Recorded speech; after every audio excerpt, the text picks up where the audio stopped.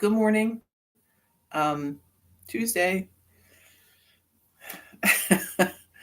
I think we were supposed to get snow last night, and we didn't. I don't know if you guys did, um, but I think it was raining. But it could be snow. It's cold enough. I think we could get some snow. Good morning, Susan and Gwen and Deb. So we are approaching the end of January. So then we have February to get through. And then I count March as spring, right? Yeah, I know it doesn't always feel like spring, but we're getting there, right? So really, basically one more month of winter weather, I would think. But it could change. And I know we're due for some warm days. There's always at least one little time in February where we get some unseasonably warm weather. So I'm looking forward to that. Although um, this year, I don't know. I feel like we had most of December was that. So who knows? Maybe we'll just get nothing but cold weather through February. It's possible. All right. So um, let's talk a little bit about this idea of um, controlling our mind and controlling our world through that. So when there is this quote, and I don't know who said it, but the idea is, and I think it's probably the Buddha or something along those lines. But the quote is something like, "Control the world, control the mind, control the world." So what that means, right, is not exactly that. So uh, as with all these quotes, right, it doesn't always mean exactly that, but then it kind of does mean exactly that. So on the surface, we know, like, uh, logically, that if we control our mind, we can't actually change the world in a large sense, right? Um, we can't make other people do things with our mind, right? We aren't uh, telepathic, or um, it's not saying that we can actually force other people to do things with our minds, or change world events. Well, uh, not in the way that we were thinking, right? Um, we don't have like the ability to just use ESP and make everybody do exactly what you want, right? That's not what it means. What it means is that our life is largely made up of our thoughts and our feelings about things, right? That is makes up the meat of our life. I mean, yes, there are things that happen. Yes, we have interactions with other people, um, but our life is largely what we think about our life, right? Our attitude really is what makes up our life, right? So you could look at someone who has two people who've gone through exactly the same circumstance, and they may have completely different feelings about it. One person um, might feel fine, like it was just fine, and another person could be deeply traumatized by whatever it was that they went through. Um, Again, it's a combination of who we are and our past experiences, and how we choose to perceive um, what has happened. So when we understand that, we understand that it is to a great extent a choice in how we look at things. Um, we can, by um, extension then really control how our world is going, how our life is going. Um, and that's one reason we talk a lot in yoga about this idea of sort of taking back this power, taking this initiative, um, looking at your life from a sort of a proactive way. A lot of times, and this is what happens, right? If we're looking at our life as we're sort of just a participant, we're an observer. We don't believe that we have the power to do things. We have kind of fallen into our life, right? Maybe there have been a lot of decisions that were out of your hands. You know, a lot of times people with health issues or people who are deeply enmeshed in family structures end up doing things and taking on responsibilities that perhaps aren't their choice. They did not choose, or if they, I hesitate to say like it is not their choice because it is, but we'll get to that. Um, like they didn't dream about being a caretaker to their aged mother or having a sick child, right? These weren't things they dreamed about in childhood. They're just things that happened along the way, right? So in that sense, it's easy to feel like um, you are a victim, right? You are a a victim of circumstance, if nothing else, right? It's just happened to you, and now you have to deal with it.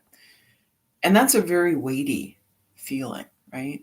Being under the weight of these occurrences, right? We might look at a lot of our life and feel that I mean, in some ways, we could look at the quarantine and this pandemic, right? This is something that's been put on top of all of us, right? No one chose this. No one said, "Hey, I really want to like stay home and not be able to do anything for most of a year." Um, sounds great. Now, I have I have one kid here who I think would choose that because he's quite a homebody and he doesn't mind it at all. But um, most of us would not choose that, right? So it's very easy to feel like, again, it's a terrible feeling when you feel powerless, when you feel taken advantage of, right?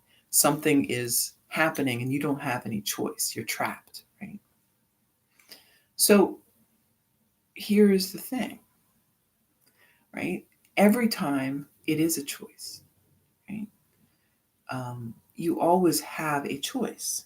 So you may feel you don't, but you do, right? So I will give you the example. My poor dad is always my example, right? So when my dad was um, getting quite old and kind of dotty, not really able to take care of himself in terms of getting his medications together, getting the doctors, things like that. I was doing that for him. He was living with us, and it was a lot, right? It got to be a lot between my kids and him and everything, and it was just a lot for me. And I realized that um, I could look at it two ways, right? So I could say, wow, this is a lot, and I'm doing it, and I don't want to do it, and I'm struggling, and I'm resentful, and I'm angry. Or I could say, well, I chose this, right?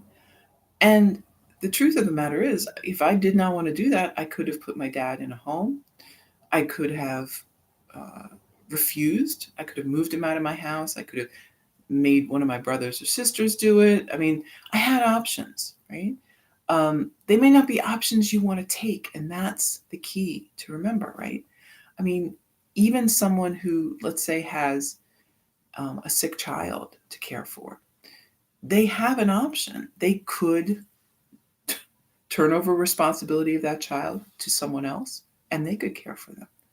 It may be a choice that they don't want to make, right? That may be a choice. No, I could never do that. Well, and then that's true. You could never do that. Then you're making the choice to not do that, right? it takes that power back. It allows you to see that you have many options. They may not be options you are ready to take or want to take. And I'm certainly not saying you should take them, but understanding that there are always, always, always options. Um, it changes how you look at things. It changes it from um, someone else doing it to you making that choice. And that is really the difference. That changes how you feel about it. You are in control, right? You are the one deciding, yes, I am going to do this for whatever reason, right? Because I feel like I have to, because I feel like that's what the kind of person I want to be, right? I mean, how about quarantine, right? I'm sure all of you know people who've been going out and doing everything and not paying any attention to quarantine, not wearing a mask, not doing anything. I mean, there is no reason you could not do that. The reason would be that you chose not to, that your desire to be well, to make sure other people are well, to be a good citizen, to be a good part of your community, those desires are greater than your desire for whatever personal, issue people have who won't comply with these orders and um, suggestions and and rules to some extent, right? Um, it was a choice. It was a choice. Your choice was to do the smart thing, to do the thing that is going to keep you safe and other people safe. Not everybody's going to make that choice, and that's on them. But you made that choice. So you can look at this as your contribution, right? To being well, to helping other people be well, to helping your community. And when you think of it that way, it becomes a different thing. It's a gift that you're giving yourself and others. It is something to work towards rather than something to struggle under. Um, so, how you think about things really matters. It changes um, your perception and it changes your world, right? So instead of being a person struggling under the weight of all of these um, things that are dumped on top of you, you become someone who is looking at every situation, weighing the options, making the choice that is right for you. And there you go. So you are in control. Control your mind, control the way you think about things, and your world becomes something you are creating rather than something that's being dumped on you. Right? And when you think about it that way, life becomes better, right? Much better. So let's control our minds and control our worlds. All right. And now we'll do some yoga. Some asana. We're already doing yoga, right?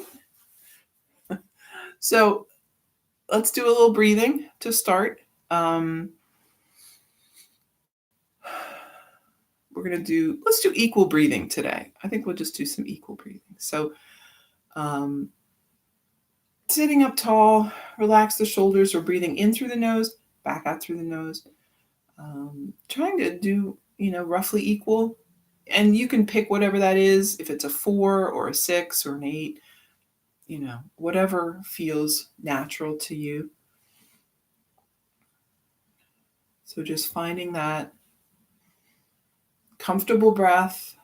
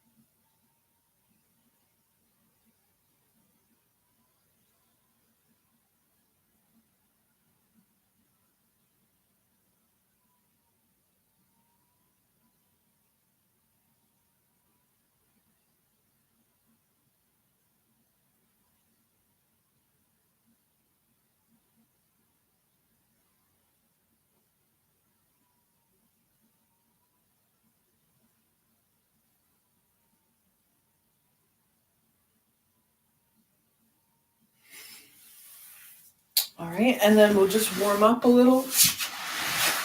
So, dropping your chin down toward the chest.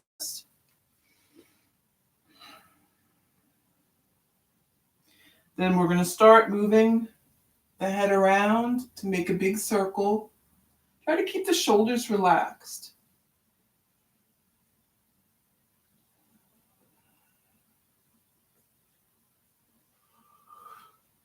One way and then the other.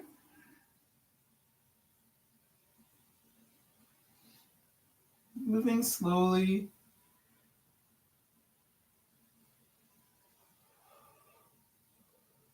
And back to center. Lean forward. And let's move around with the body.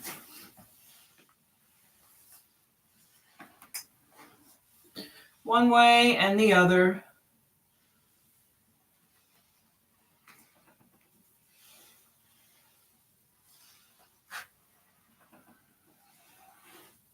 Back up to your seat. Let's bring the arms wide. Take a deep breath. Exhale, hands together. Inhale, arms wide. Exhale. Inhale.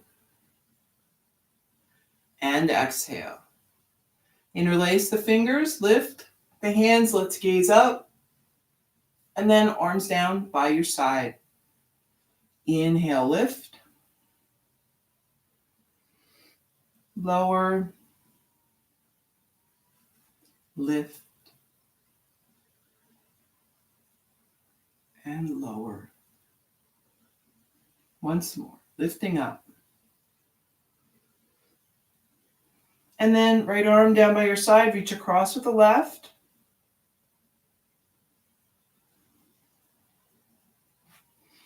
And switch.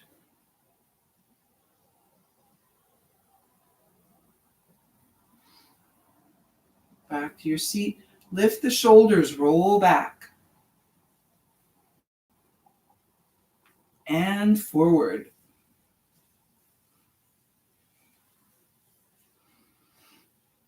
Left hand on right knee, right arm behind you. Sit up tall for a breath and then twist.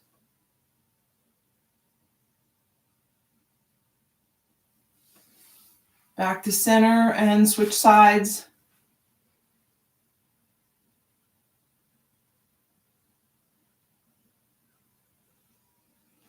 And then back to center. Let's walk the hands out in front.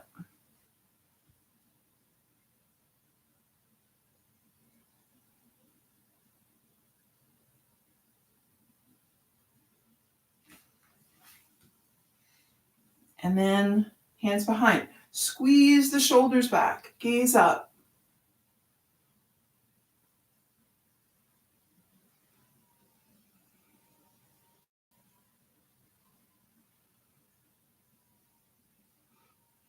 And then back to your seat. Tabletop.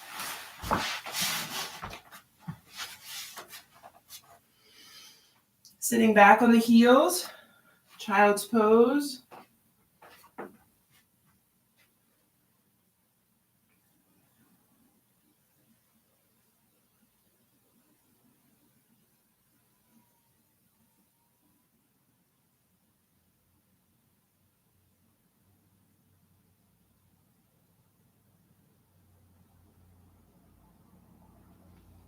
And then moving up. Again, tabletop to downward dog. Kind of move around a little.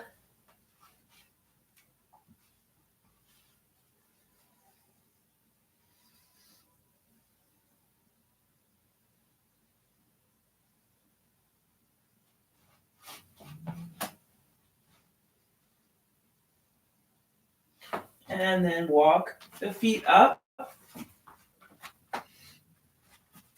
We're here in a fold. You might have a bend in the knee. Right, that's fine.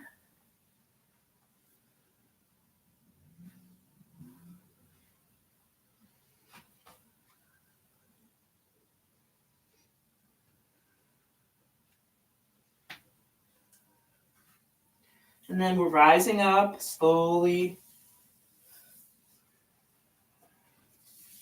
Standing tall, breath in and breath out. Inhale, lift the arms. Exhale, fold. Inhale, flat back. Exhale, step back with the right. Drop your knee, arms overhead. Hands down to the mat, stepping back to downward dog. Inhale, move forward to high plank. And then lower down.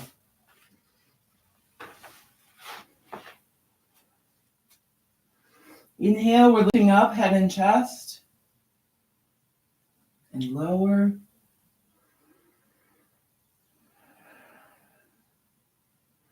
Inhale, lift. And lower.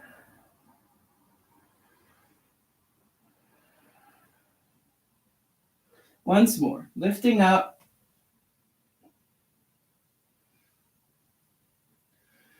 And lower.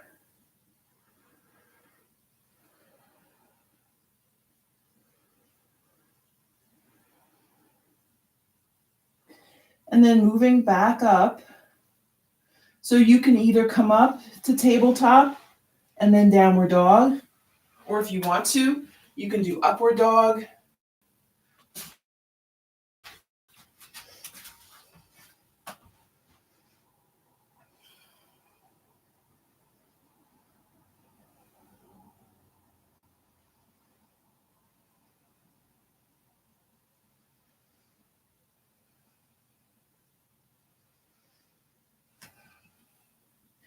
One more breath. And then we're going to step right foot forward. Drop the knee on the left, arms overhead. Hands down to the mat. Step the back foot up and fold. Inhale, flat back. Exhale, fold.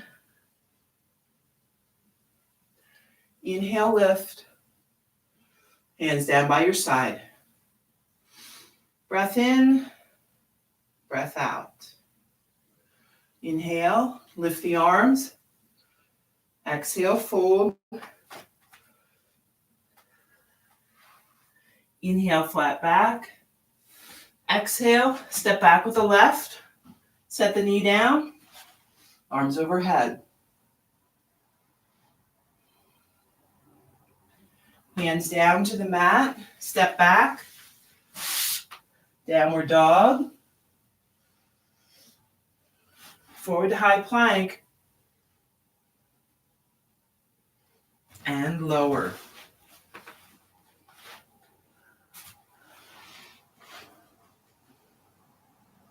Inhale, lift, head and chest.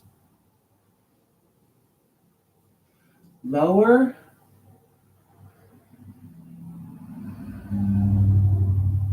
Lift. And lower.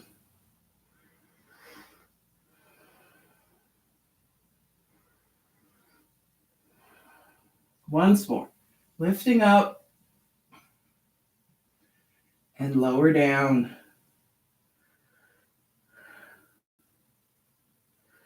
Then coming back up. Tabletop to downward dog or upward dog to downward dog.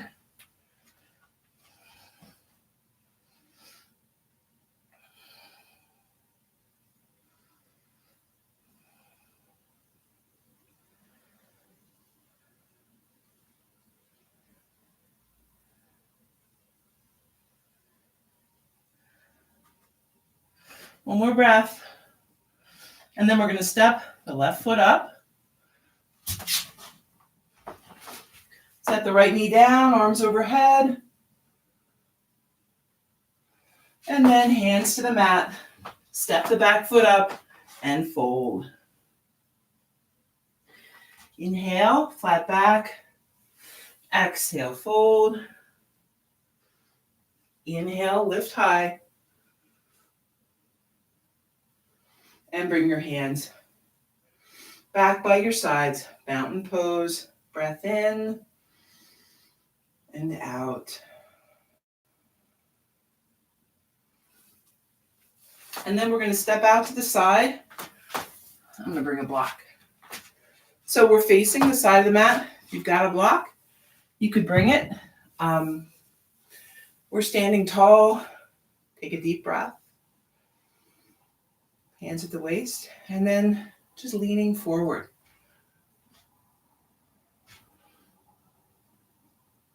So the weight is in this front part of the foot. You want to feel kind of light through the heels. And you have hands down to the mat. You can bring them on the legs. If you've got a block, you want to use the block, you can. Whatever you feel like doing is good. We're just keeping that weight to the front part.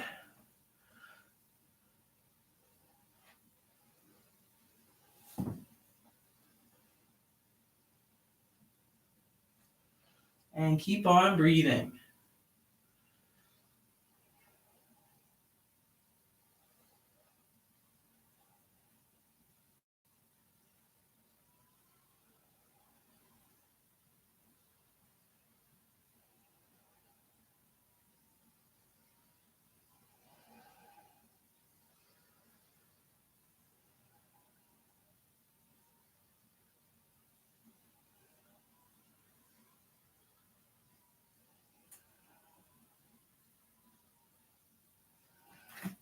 Hands back to the waist. Use that strength in the legs to help lift you up.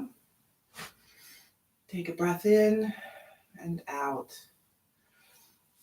If you feel lightheaded after inversions like that, bring your hands up over your head. It helps kind of settle that down.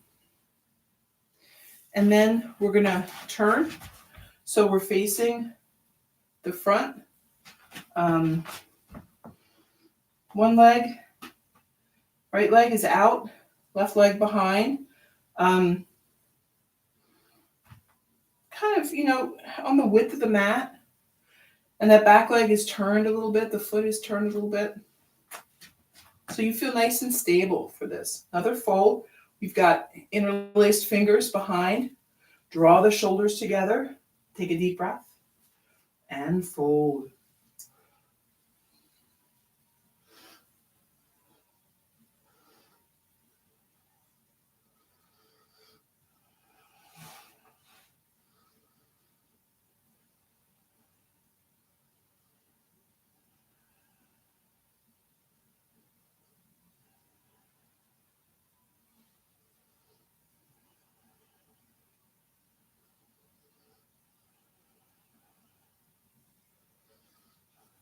Press down with the right foot, rising up. Back foot steps to the front. Arms overhead. Back to mountain. Breath in and breath out. Stepping to the side again. Another fold. This time you could grab your wrists behind your back. You could walk the hands up as far as you can get. Or you could just hold on to the wrists. Kind of squeeze the shoulders back. Take a deep breath and fold.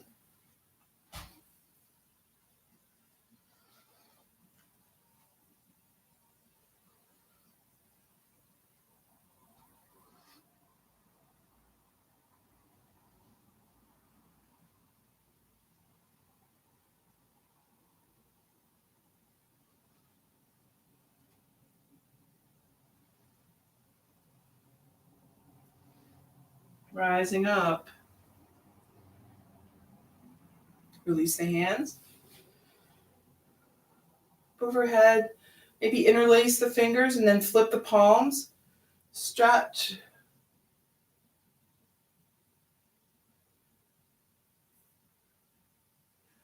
And then hands back down by your sides. Let's walk the feet in. about shoulder width or thereabouts. Okay. For Yogi Squat, hands together. We're going to bend the knees, lower down. So you may be all the way down, maybe you're halfway. You could hold onto the block if that helps. Breathe.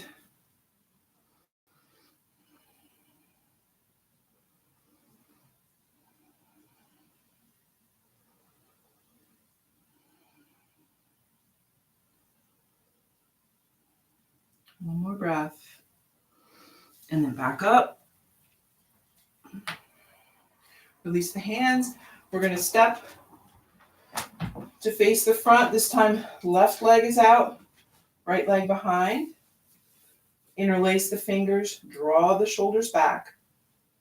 Deep breath. And fold.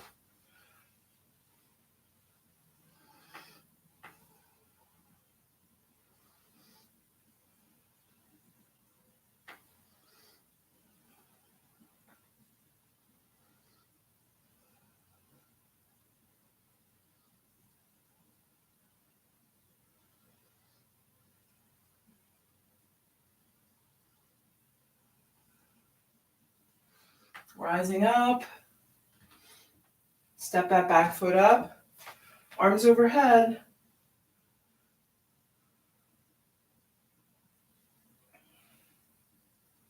Back to mountain. Breath in and breath out. So let's do a couple of balance while we're standing here. Tree to start, standing on the left. We've got the right foot. Maybe we're starting here with that heel at the ankle. And then you can try lifting the toe to balance. Your knee is rotated out to the side. If that feels stable, you could bring the foot in, right? Calf, or a little higher, just staying away from that knee area. Keep that rotation out to the side, nice and upright with the body, relaxed. Hands to center. If you feel steady, you might extend, but that's sort of the last thing, right? Make sure you've got that steadiness and stability before you worry about extension, right? And if you set down, just jump right back in. You don't have to stay in the pose the whole time. And then set it down. We're going to switch. This time standing on the right. We've got, again, whatever is good for you on this side. Steady with the breath.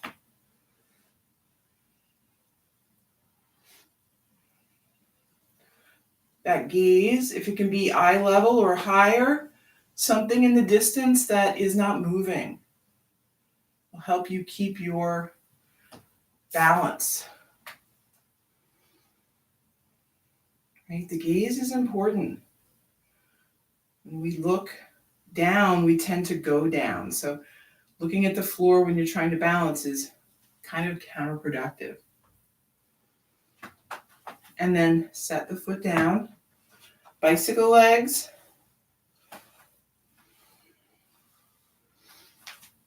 And then let's step out into warrior three. So we're here standing, hands to center. Take a breath.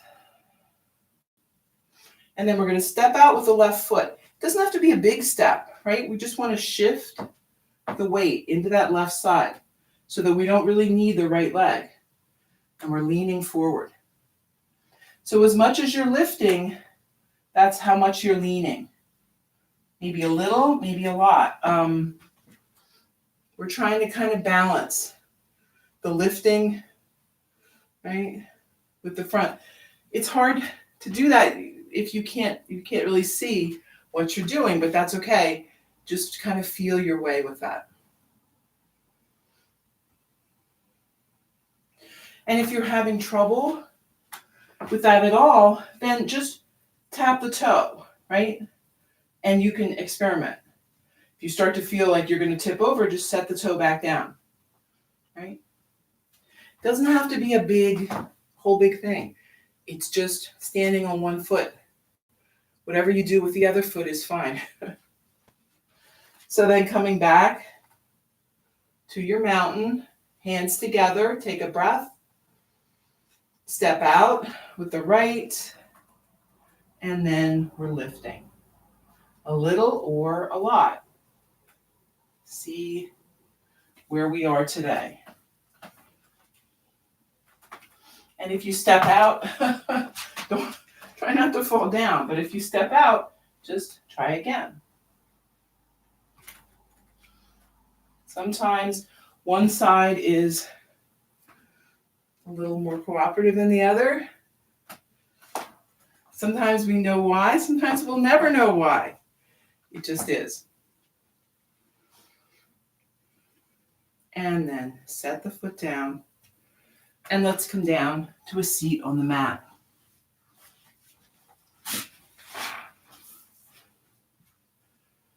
Soles of the feet together, sitting up tall, and then leaning forward. We're going to pull the shoulders back, so we're leading with the chest, and just going down to that place where things start to get quite tight. And breathe.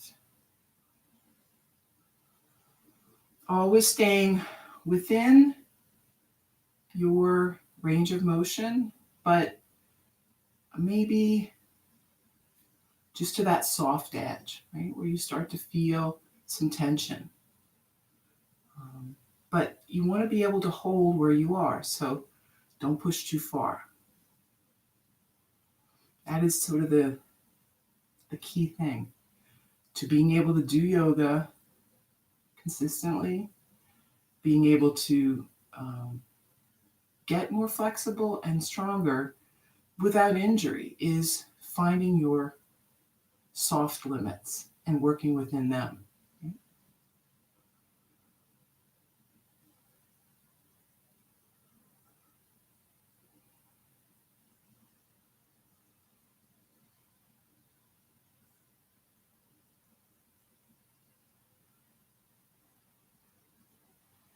And then come on back up.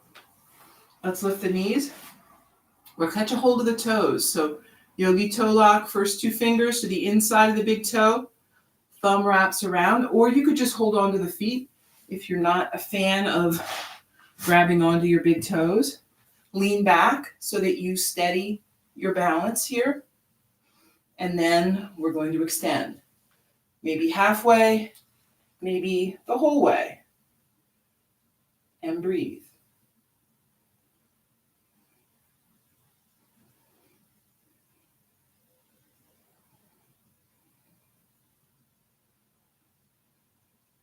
You can, right? Bring the legs wider if you want, or stay with them extended here, and then bend the knees. Set the feet down, extend the legs out. Inhale and fold. I know I've said this before, right? But this idea that yoga traditionally is done at about 50% of our capacity. So you might feel like you're breaking a sweat a little bit, but you don't want to be huffing and puffing and really, not able to focus on your breath and your movement together. Back off a little if that's happening. Come on back up. That's the beauty of doing practice frequently. Let's point and flex the feet. Is that you don't feel like you have to kill yourself, right? Because there's always tomorrow. And the day after that. And the day after that. We don't want to miss a whole bunch of days because we hurt ourselves or because we dread it so much because it's such hard work and such a struggle. Rotate the ankles.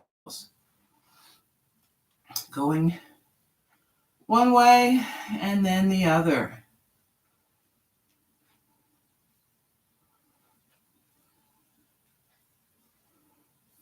Okay, bend this right knee. Let's hug it in. Sitting up nice and tall. And then lower the knee to the side. The foot is right up against the left thigh. We're going to sit up tall. Take a deep breath. And then we're leaning forward with the body, reaching out for that foot or whatever you can reach here, folding forward.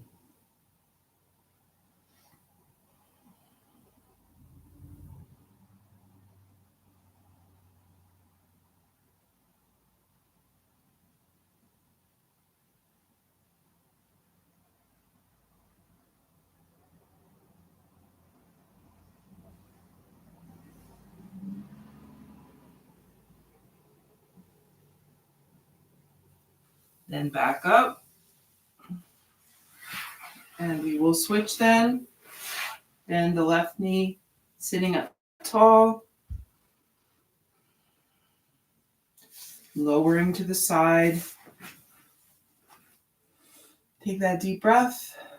And then folding forward.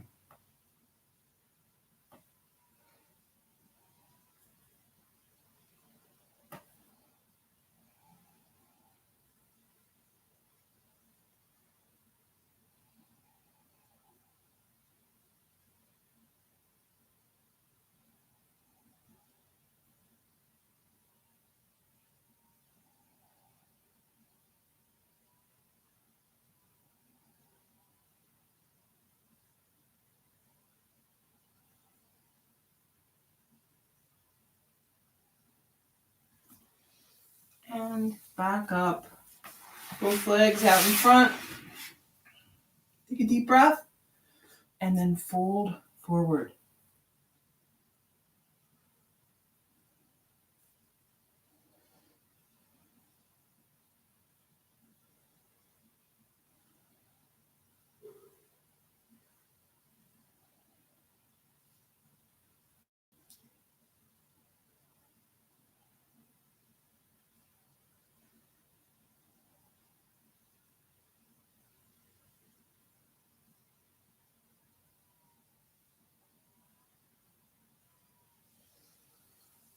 Come on back up. Bend your knees. Get soles of the feet to the mat. We're going to lower down or rock back. Take a moment or two to get comfortable here.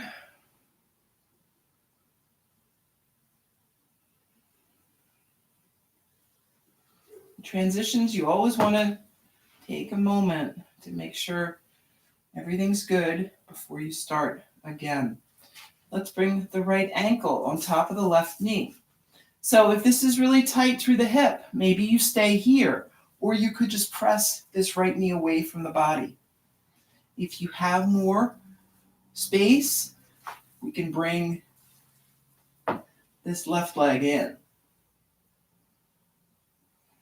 Keeping the rest of the body flat on the mat. Breathe.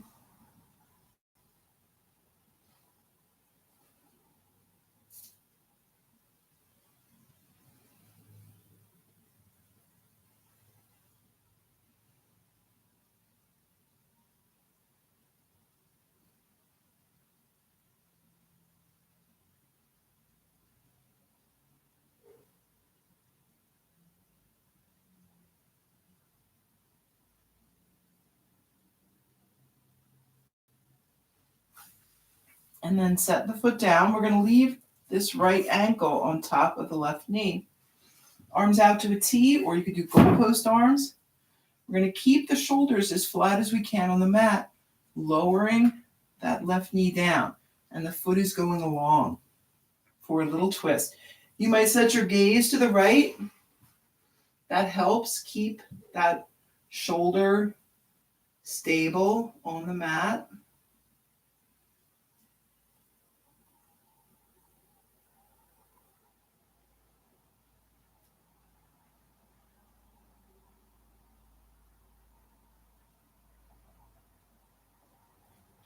Coming back up. Let's switch it. Left. And then whatever you did on the one side, we will do it on this one as well. Whichever variation you picked.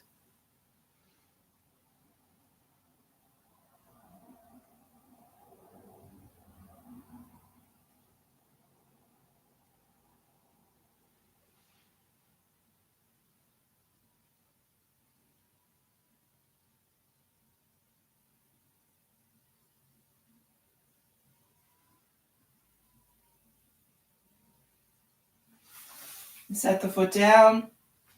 Keep that left ankle up on the knee. Goalpost arms or arms to a T. Make sure you're not too close to the wall. I think I'm too close to the wall, but I'm going to move. Okay. And then lower that right knee down. Left leg goes along for the ride. Set the gaze to the left.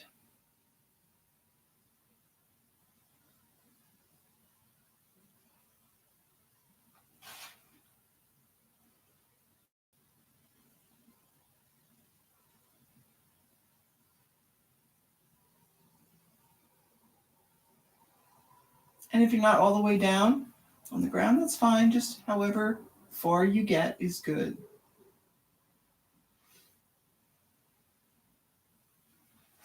Back up. And then set both feet down on the mat. And we're going to set up for bridge. We're going to do just a regular bridge. So heels back, close to the body. If you want to do a supported bridge, that's fine. Just get your block and set that under your hips when you lift up, but I'm just going to do regular. Hands by your side, press down. With the hands and the feet, you might interlace the fingers, draw the shoulders under, and breathe.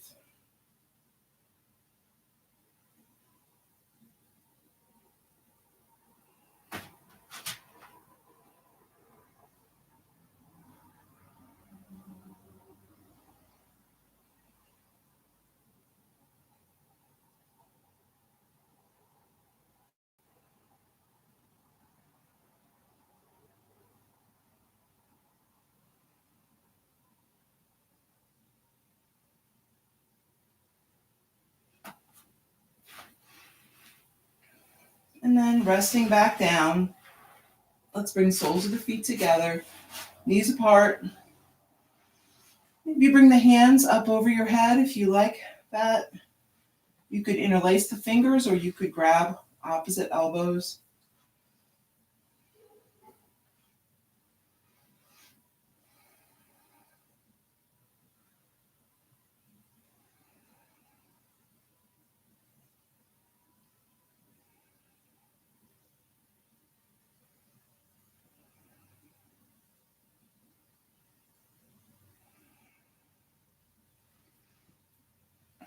And then bringing knees to the chest. You can move a little side to side. Maybe draw some big circles with the kneecaps. Just rotating around a few times, one direction, and then reversing.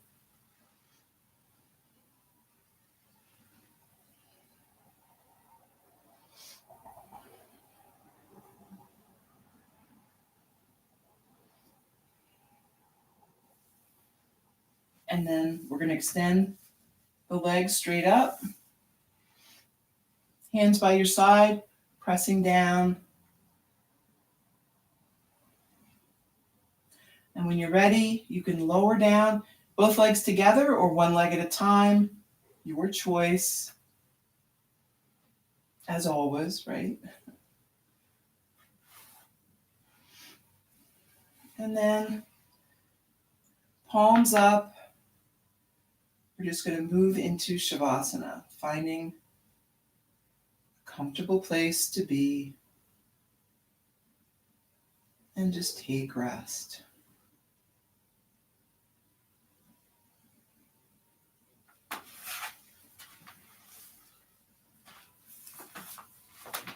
Just a natural breath here.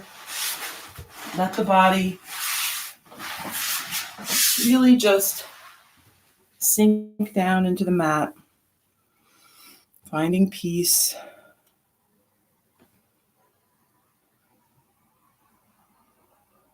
Enjoy a few moments where there is nothing to do, nowhere to go.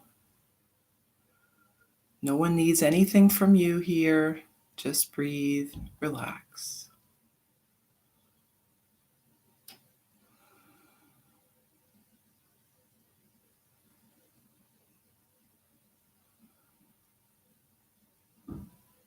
So I said before, right, that we can't really control other people with our minds or um,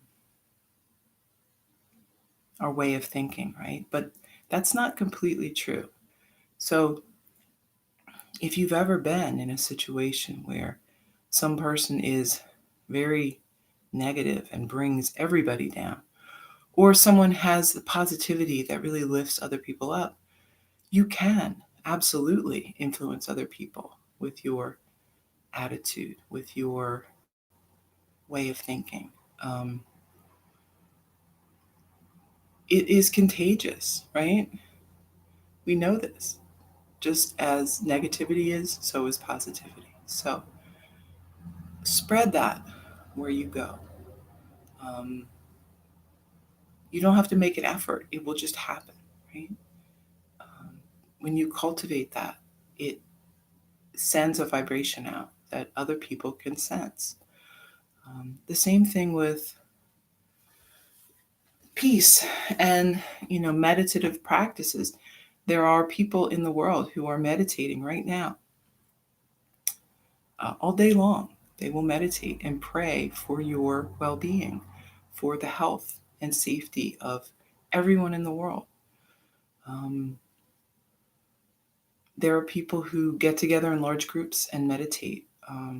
There are there is some evidence, right? I mean, it's hard to quantify that sort of thing, but there is some evidence that this type of thing actually can change outcomes, can influence how people feel and what comes from um, that situation, right?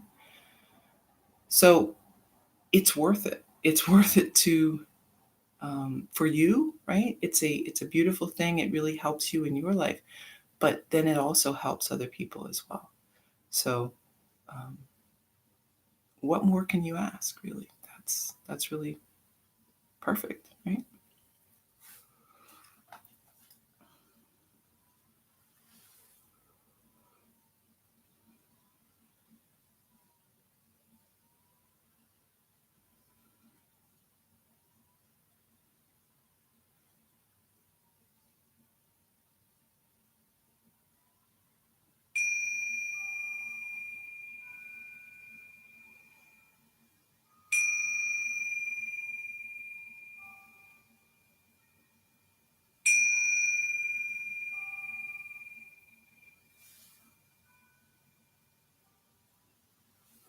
Moving then, fingers and toes, hands and feet.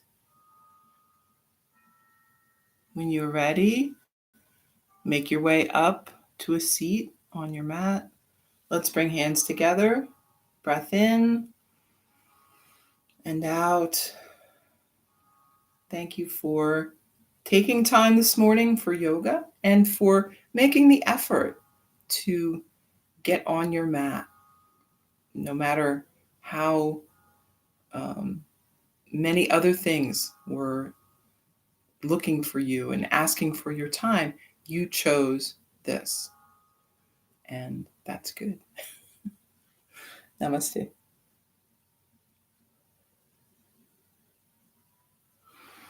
Okay, thank you. Um, meditation, we're not done. Of course not. 5 minutes. Peaceful meditation. I gotta find my thing here. Okay. So you're sitting up comfortably, even in a chair if you want. Finding that comfortable, easy breath, holding your body loosely, holding that awareness loosely. Keep that peaceful frame of mind that we got ourselves into through that meditation or a yoga class. Carry that through for your meditation.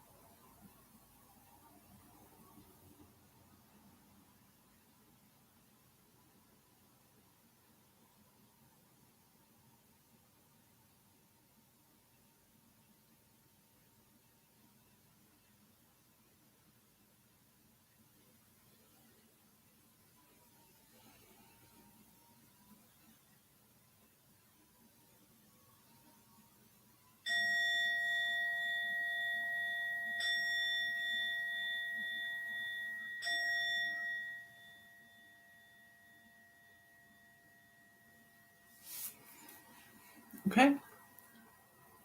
Hooray. So some yoga, some meditation. It's Tuesday. Enjoy the day. I know it's kind of dreary out there, but um, it is what you make it. So let's make it something good. I will be back tomorrow, and I will see you then.